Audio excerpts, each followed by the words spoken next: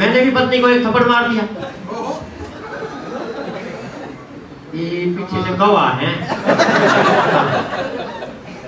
अब पत्नी खाना नहीं बनाए, बात नहीं करे, रूस गई। मैंने कहा हमारे अध्यापक ने बताया था कि थप्पड़ मारने का अधिकार उसको है जो प्यार करता हो। इतना कहते मेरा 2 मारे। मैंने कहा ये क्या किया? बोली तेरे से दुगना प्यार करते हैं।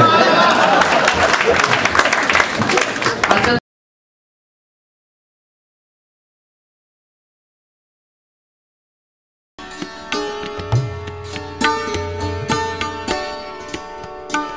बहुत ही भव्य और सुंदर इमारत आज यहाँ पर जो मंच पर उपस्थित कवि हैं वो यहाँ पर खड़ी करने में सक्षम होंगे। और अभी मुझे सूचना मिली हुई है कि हमारे कुछ विशेष मेहमान भी यहाँ पर बाहर से आए हुए हैं इन कवियों को सुनने के लिए। अगर यहाँ पर जो आयोजन समिति के लोग हैं, मैं चाहूँगा कि कुछ कुर्सियाँ अतिरिक्त रखी हुई हैं, इनको आगे लगवा दिया जाए उनके लिए, तो बहुत ही अच्छा रहेगा। तो आइए आगे चलते हैं, सफर को आगे जारी करते हैं। जैसा कि अरोड़ा जी ने यहाँ पर 6 कवियों को आमंत्रित किया है। इन्होंने मुझसे बात हो रही थी जब कवि सम्मेलन के बारे में भूमिका बन रही थी, तो उन्होंने बताया कि हमने 6 कवियों को यहाँ पर आमंत्रित किया है और अश्व अनुसंधान केंद्र है ऐसे ऐसे हिसार में, वहाँ पर आप लोगों को आना है। तो मैंने कहा आप घोड़ों के बीच में घोड़ों को ही बुला दें। अगर आप कुछ अलग से करना चाहते हो, इन 6 घोड़ों के साथ एक घोड़ी भी आ जाती तो थोड़ा सा अच्छा।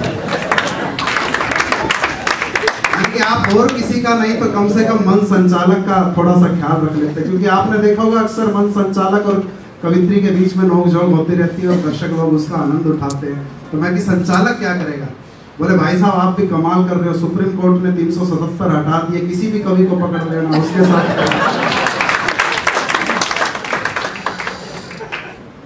और आइए दोस्तों आगे बढ़ते हैं। अगले कवि को मैं आमंत्रित करना चाहता हूँ। और हमारे बीच में एक बहुत ही हास्य रस के तो खैर सारे ही कवि हैं, एक अलग से अलग आपको नजर आ रहे होंगे। बिल्कुल ही मंच के एक साइड में बैठे हुए हमारे लगभग 20-22 किलो के कवि हैं।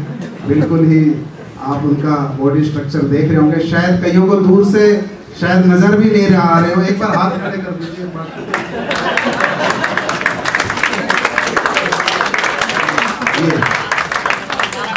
सारे खड़े हो गए और जिनको अभी भी नजर नहीं आ रहे, पीछे स्क्रीन पर इनकी फोटो भी लगा दी गई है, वो देख सकते हैं। बहुत ही हष्ट-पुष्ट कवि हैं और जितने हष्ट-पुष्ट हैं उससे कहीं अधिक हष्ट-पुष्ट इनकी कविताएं हैं। इनकी आपको 1 सेकंड के लिए भी ऐसा नहीं छोड़ेंगे जब तक ये माइक पे रहेंगे कि आपके चेहरे से हंसी या मुस्कान गायब हो जाए। ये वो कवि है, मैं बताता हूँ, बहुत ही इनका इतना नाम है, वाह वाह क्या बात है। और पता नहीं कितने अनेक प्रतिष्ठित टेलीविजन के कार्यक्रमों में ये अपना काव्य पाठ, अपना जलवा, अपना लोहा मनवा चुके हैं। और इनकी प्रसिद्धि इतनी हो चुकी कि एक बार डाबर कंपनी वाले इनके घर पहुंच गए, बोले जी हम आपको अपनी कंपनी का ब्रांड एम्बेसडर बनाना चाहते हैं।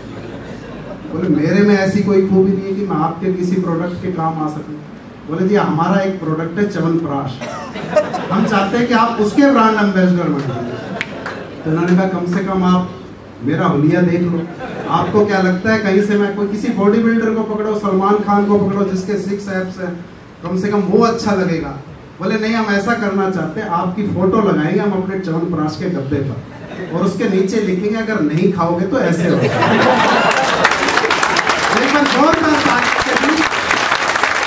से आपके बीच में आए हैं महेंद्र। देख लो ऐसे देख लो, ऐसा घोड़ा पहली बार आया है।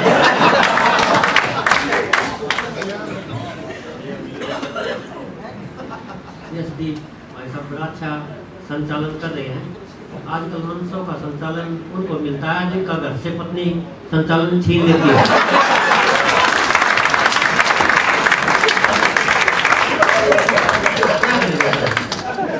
घर का संचालन तो है नहीं, चलो मंच का संचालन बहुत गजब के यहाँ भी बता रहे थे। च्यवनप्राश वाला इन्होंने आधा बताया, च्यवनप्राश वाला मैं बताता हूँ पूरा कैसे होगा। कंपनी वाले आए, कहा जी आप च्यवनप्राश की ऐड कर दो, हमारा च्यवनप्राश खूब बिकेगा। मैंने कहा भैया मुझे करना क्या? बोले आपको कुछ नहीं करना, हम आपका फोटो खींचेंगे और हर एक च्यवनप्राश के डिब्बे पे चिपका देंगे, नीचे लिख देंगे च्यवनप्राश नहीं खाया तो ऐसे हो जाओ।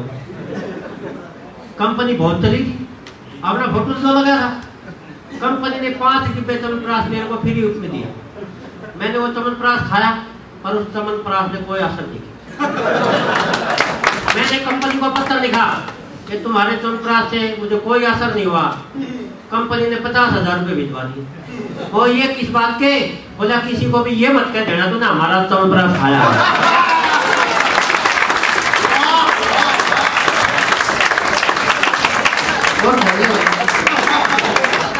भाई साहब ने इतनी कोशिश कर ली, कहीं से भी फोटो दिया है।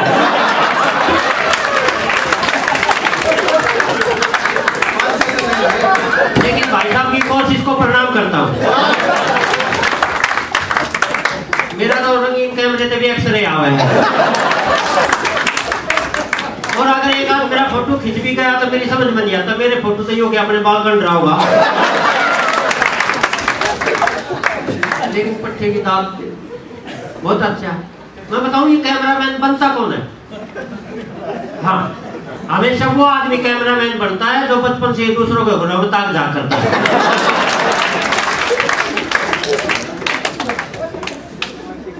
हमारे तो वहां झज्जर में भी एक कैमरामैन था। एक का दादा मर गया, उसको आरती में लिटा के शमशान घाट में लिया। तब उनको याद आया, बोला दादा का आखिरी फोटो खिंचवाना। बोला कर दो फोन कैमरामैन को। ऐसे ही भाई साहब थे, ऐसे ही मुस्कुरा रहे थे।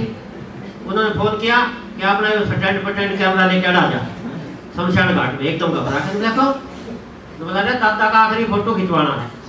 अभी वही सब 3 टांग का स्टैंड ले गया, कैमरा लगाया। तो बोले दादा का मुंह दिखाओ। उन्होंने उगाड़ दिया कफन। अब कैमरे की तरफ देख के बोला स्माइल प्लीज।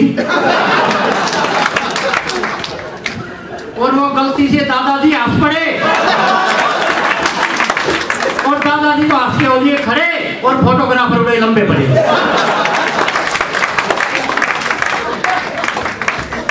बड़ी व्यवस्था हो जाती है साहब।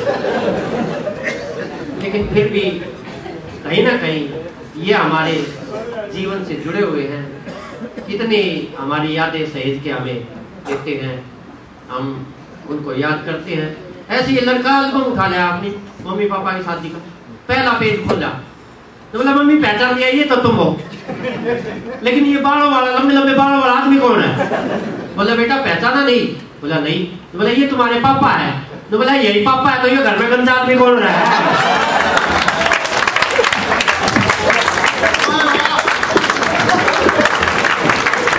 तो ये करतूत भी की होती है, बाप को बाप भी नहीं छोड़ते। नहीं कोई बात नहीं, प्रणाम करता हूँ। चलो आपको प्रणाम करता हूँ, मुख्य अतिथि को भी प्रणाम करता हूँ, आप इधर बैठे आपको भी प्रणाम करता हूँ। और मैं आपका कर ही क्या सकता हूँ। सर आइए। सर आप ठीक टाइम पाए, हम थोड़ी जल्दी लग गए थे। देखो ये व्यवस्था, ये फोन है ना सर, ये एक ऐसी वो है, व्यवस्था भी है और अव्यवस्था भी है ना। फोन खराब हो जाए, घर के बाल का खराब कर दिया और बाल खराब हो जाते, बोले ये फोन ने खराब करा के। ऐसा ऐसा होता है। अब ये कल पत्नी से सर्जिकल स्ट्राइक हो गई थी, इधर का मुंह थोड़ा सूजा सूजा दिख रहा। हाँ, आपको तो ये सौभाग्य नहीं मिला होगा। नहीं भाई आश्रय को ये सौभाग्य मिल चुका है। मैंने भी पत्नी को एक थप्पड़ मार दिया। ये पीछे से गवाह है। अब पत्नी खाना नहीं बनाए, बात नहीं करे, रूस गई। मैंने कहा हमारे अध्यापक ने बताया था कि थप्पड़ मारने का अधिकार उसको है जो प्यार करता हो। इतना कहते मेरा 2 मारे। मैंने कहा ये क्या किया? बोली तेरे से दुगना प्यार करते हैं। अच्छा ताली भी वही पीट रहे तो दुगना प्यार सह के आए।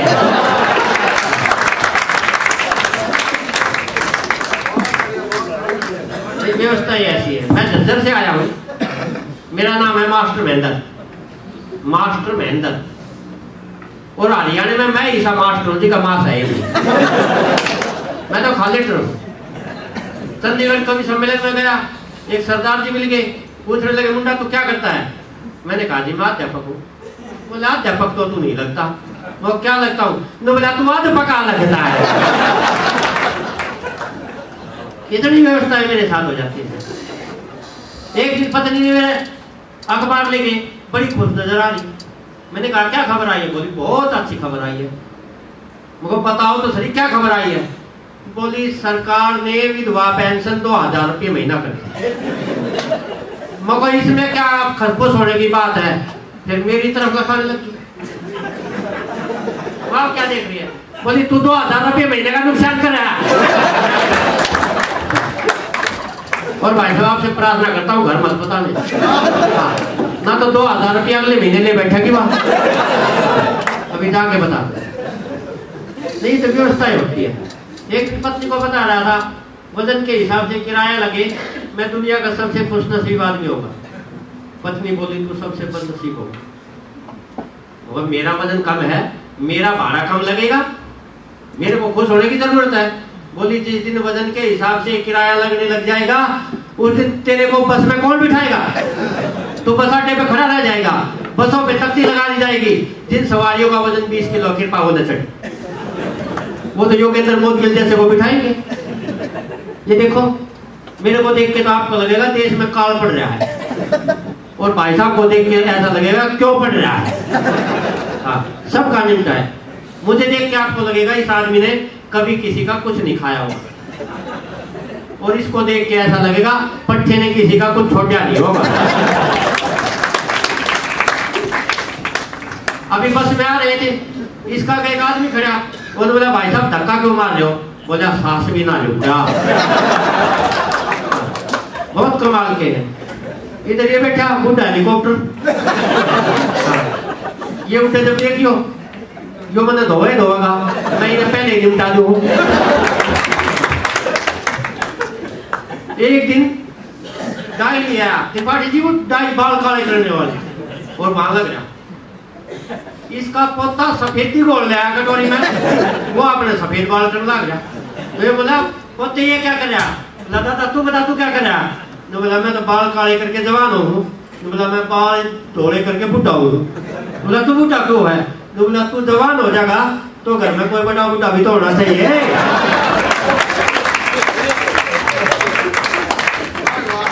और ये इधर दीपक सैनी तो इसके विषय में कुछ नहीं कहते, बेचारा कवार आदमी। देखो मेरे को तो ठेका दिया था त्रिपाठी जी ने कि सिर्फ शादीशुदा आदमियों का हंसाना है। कवारा तो कितने भी दांत पाट लेगा, क्योंकि शादीशुदा आदमी को हंसाना बड़ा मुश्किल होता है। ऐसा होता है। इधर ये यशदीप जी बैठे, मुझे तो इनकी शादी का वर्णन याद आता है। यशदीप भाई घोड़ी पे बैठ के दुल्हन के द्वार पे पहुंच गए। अब दुल्हन ने इसको देखा, दुल्हन ने इनके ऊपर एक शेर बोला कि छैल छबीला गाभरू सोना और सुंदर और सरदार, और ऐसा सुंदर पति मिला तेरी जय जय हो करता। अब इन्होंने माला डाल दी। अब वो भाभी जी माला ना डाले। हमने कहा भाभी जी माला डालो। बोली नहीं, मैंने इनके ऊपर एक शेर सुनाया है, जब तक ये मेरे ऊपर एक शेर नहीं सुनाएंगे मैं नहीं डालती। अब ये कवि तो था, त्रिपाठी जी तुरंत शेर बनाया कि हाथ में मेहंदी पाँव में मेहंदी और मेहंदी खूब रचाई जी, हम तो तेरा बेटा बेटी तू हमारी माई जी।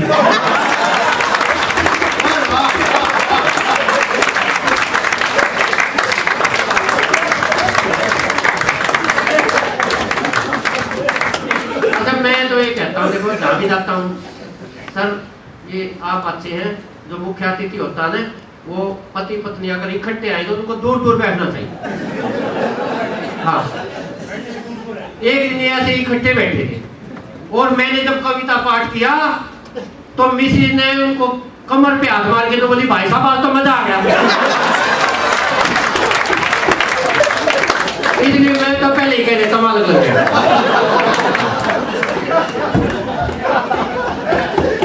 मैं ठीक कह रहा हूँ। हाँ देखो त्रिपाठी जी ने भी मेरा अनुमोदन किया, मुझे लगता है ये भी मेरी तरह पढ़े लिखे हैं। अच्छा आइए। हाँ निमट गया हो सर, कौन रह गया? मैं रह गया। हाँ ताली इनके लिए बजाना, अगर तुम ध्यान से देखोगे तो मेरी ताली तो भगवान ने बजाए रखे। हर एक कविता में आपके सामने सुनाता हूँ। कविता का शीर्षक है प्रेम पत्र बनाम एप्लीकेशन। बहुत बढ़िया कविता। एक 9वीं क्लास के छोरे ने 10वीं की छोरी था प्रेम पत्र पकड़ा दिया। एक 9वीं क्लास के छोरे ने 10वीं की छोरी था प्रेम पत्र पकड़ा दिया और छोरी ने छोरा उड़े खड़ा खड़ा थपड़ा दिया। फिर वो प्रेम पत्र और वो छोरा लेके पीटीआई मास्टर को पकड़ा दिया। अब तो पीटीआई मास्टर को बड़ा गुस्सा आया, लड़के को जोर से धमकाया, पर जब प्रेम पत्र खोल के पढ़ा तो मन मन मुस्काया। तो बोला ये छोरी देख तने खाम खाई छोरे की घंटी ले रखी से, बेचारे ने तेरे तक फीस माफी की एप्लीकेशन दे रखी से। यह सुनते छोरा घबराया, उसका एकदम पसीना आया। बोला जी तो और बेचारा पटेगा, इमना हेडमास्टर काटेगा। एक ऐसा लागे से मेरा काल आ लिया, जब फीस माफी की एप्लीकेशन याद ही नहीं सर तो प्रेम पत्र हेडमास्टर रजा दिया।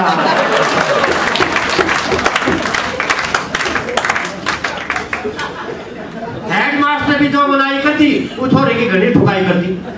बोला नालायक तने खसना था तो किसी और गला खस लेता, स्कूल में घड़े मास्टर बहन जी से तू हेडमास्टर तो बख्श देता। यह सुनकर छोरा करके खड़ा हो गया, हेडमास्टर की बैत पकड़ के खड़ा हो गया। हेडमास्टर बोले पकड़ा है, मेरी बैत ने पकड़ा है। छोरा हाथ जोड़ के बोला जी मैं इस कारण आपकी बैत कच्ची पिट रहा हूँ, प्रेम पत्र पर तो मैंने दुनिया ही पिटती देखी, आज मैं तो एप्लीकेशन पे पिट रहा हूँ। मैं तो एप्लीकेशन पे पिट रहा हूँ।